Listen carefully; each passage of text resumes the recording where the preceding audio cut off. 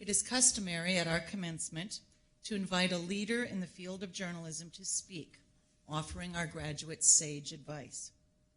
Our keynote speaker, Tom Bettag, is best known as the executive producer for ABC News Nightline with Ted Koppel. Tom is the winner of 30 Emmy Awards, 2 Peabody Awards, 6 DuPont Silver Batons, and the Fred Friendly First Amendment Award. Among his professional experiences are 22 years with CBS News, which included working as a producer for CBS Radio, CBS Morning News, CBS Evening News with Walter Cronkite, 60 Minutes, and serving as executive producer of the CBS Evening News with Dan Rather from 1986 to 1991. From CBS, he moved to ABC News, where he was executive producer of ABC News Nightline with Koppel from 1991 to 2006, including 3 years overseeing This Week with George Stephanopoulos. For 3 years, he worked as executive producer for Koppel on Discovery and produced news documentaries and live town meetings for the Discovery Channel.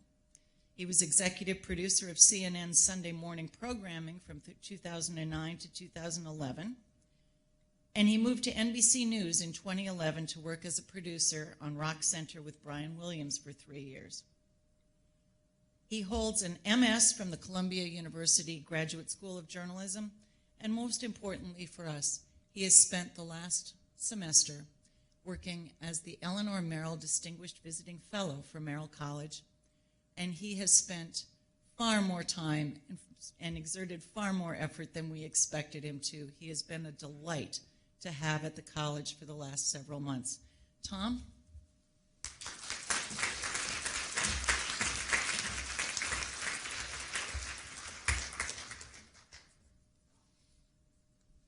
Thank you. That's more than gracious.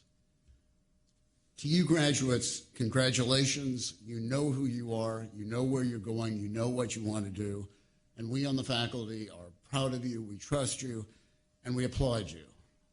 But it's your parents I'm worried about. They're the ones, I think, who need a little talking to about this profession that you've entered. They may need a little bucking up. You know how parents like to worry, and I'm sorry to say it doesn't get any better with time. At the age of 42, when I called my mother in Michigan to say that I had gotten my dream job as executive producer of the CBS Evening News, she actually said, "Honey, are you ever sorry you didn't become a doctor?" Your parents ask, "Isn't this a dead-end business? What about all those dying newspapers? My friend's daughter just got laid off." Parents, we've watched our children make a lot of boneheaded choices. This isn't one of them. As somebody who's done this for 46 years, I think this is just about the smartest thing that a young person could do.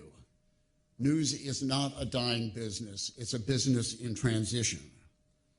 What's happening is a little bit like a forest fire, which in nature is a very productive phenomenon. It burns out all the old, dead, and dying trees so that the sun can fall on the fertile forest floor and nourish the seedlings there and let them grow into a healthy new forest. This fire is creating a generational shift, and I've seen this movie before. I know how it comes out, and your children come out the big winners. They are the seedlings on the forest floor. In 1969, I joined the CBS Evening News. At that time, the superstars were Dan Rather at the White House, Roger Mudd on Capitol Hill, Marvin Kalb at the State Department, Bob Schieffer at the Pentagon, Morley Safer in Vietnam, and every single one of those superstars were in their 30s and made a whole lifetime career out of that. What had happened was that the older correspondents, Charles Collingwood, Eric Sevareid, Robert Trout, the people that covered World War II, just simply were people from the radio generation that couldn't make the real leap into television. And so as a result, These young members of the television generation are the people who set the standards for television that we're using today. We're in another generational shift. And make no mistake about it, it's grisly for people who are in their 40s and 50s, people struggling to make the transition to the digital world that we live in. And many of them are going to lose their jobs, and you graduates are going to be taking those jobs. You are the members of the digital generation. Digital is all you've ever known. Digital is your home ballpark. I'm happy to say that unlike those early days at CBS, this new ballpark is not just a white men's club as it was then. You enter a world that is wonderfully diverse, and as you are sitting right here. So, parents, your children are going to be part of a dynamic, expanding profession. They're not going to starve, and yet, like parents, they dig up another worry, and that is, don't you know what people say about media? People no longer trust media. Media people are down there on the same scale as truck drivers, as car salesmen and lobbyists.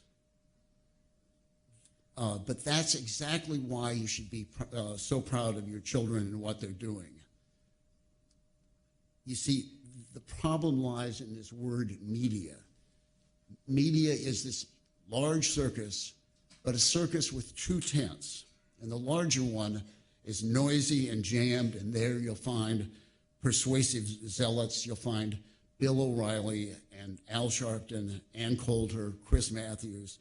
They're celebrity loudmouths. They're frequently in error, but rarely in doubt. They get big bucks for telling their audiences, be it liberal or conservative, that what they want to believe is actually true. There are bigots and entertainers and shock jocks, Drudge and BuzzFeed, Wonkette and Egotastic. These people do believe that nobody ever went broke, underestimating the intelligence of the American people. They are get it first and worry later about whether it's right. Those are all called media, and they're all unworthy of the public trust. And this is where your sons and daughters come in. They have chosen the second, much smaller tent. It's where you go when you can't stand what's going on in the big tent. It's where you go when you're looking for relief, when you're asking, what can I believe? Who can I trust? The smaller tent is called journalism. Your children didn't go to a school of communication. They didn't go to a school of media studies. They went to a school of journalism. They have signed on to a higher standard, one of integrity and accountability. And you graduates are here to witness what happened in the Brian Williams scandal. Somebody I worked with, somebody I still admire. That scandal has to be your learning moment.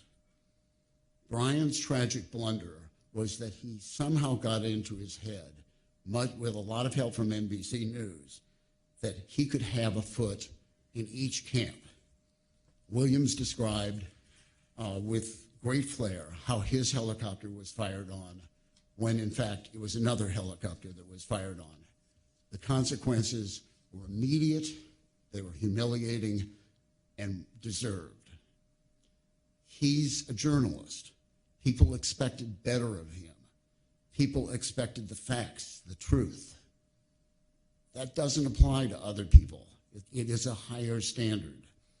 Bill O'Reilly claimed that he was almost killed during the Falklands War. Not true, but people didn't expect better. He's simply a partisan, somebody from the big tent. Hillary Clinton claimed that in Sarajevo she landed under a hail of bullets. Not true. People weren't bothered by it. They didn't expect better. She's simply a politician. Donald Trump claims that he saw thousands of Muslims cheering the 9/11. Not true. People didn't expect any better. He's just Donald Trump. people will expect better of you. I like to say that journalism isn't something that's taught, it's something that's caught.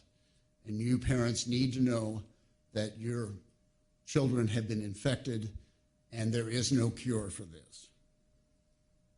They may do things that are not strictly journalism, but they will always carry with them the principles that make them journalists. That means that they have learned to say, I don't know, or I'm not certain, but I'll find out.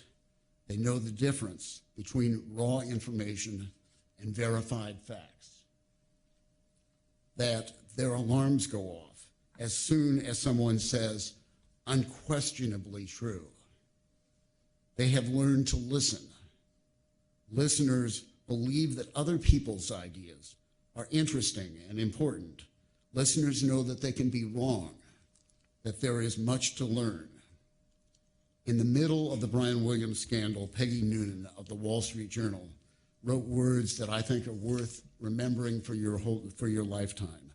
She said, America is hungry for authenticity and honesty and fiercely resents its absence in places where it should be. Authenticity and honesty means treating your audience with respect, treating sources with respect, treating the truth with respect. Graduates, if there's one rule to live by, it's don't do anything that you would be ashamed of. That's treating yourself with respect. Peggy Noonan went on to contrast Brian Williams with Bob Simon, the 60 Minutes correspondent who was killed the same week that the Williams scandal broke. And she called Bob, quote, a person of stature, known for daring and judgment. He had guts, flair, the mind of a reporter. And then the ultimate tribute. He was the real thing. When somebody says that you can't believe the media, that they're all phonies, somebody will point to you and say, but he's the real thing, but she's the real thing. I want to end my speech with the speech I heard from the dean of the Columbia Journalism School 49 years ago. It's one that I share almost any time I can because it has served me very well. It goes like this. Go to the bank tomorrow and open a savings account. Don't care if you've already have one. This is a separate account. And put something into it every week, and that will be known as your go to hell account. And you will need it because sometime a year in or 10 years in, your city editor or news director will look around the newsroom with needing to assign a story that he's somewhat ashamed of having to do, but he needs somebody. And if he comes to you and you say, I need this job so badly, I can't afford to say no, you'll be the person that he turns to every time he has a sleazy assignment. But if you say, I'm not the right person to do this, I'd be ashamed to do that, there is one chance in 20 that you'll be fired. But there are 19 chances in 20 that he'll say, damn, I really like that kid. She's got guts. She's the real thing. That made a huge impression on me as a graduate. And yes, I have been fired. So graduates, go out tomorrow and open your Go to Hell fund. Commit yourself to satisfying America's conspicuous hunger for authenticity and honesty.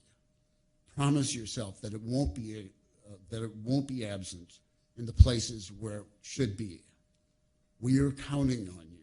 You are the real thing. It will be up to you to set the standards for the journalism of the future. You won't have to do anything you're ashamed of, and you won't have to be sorry you didn't become a doctor.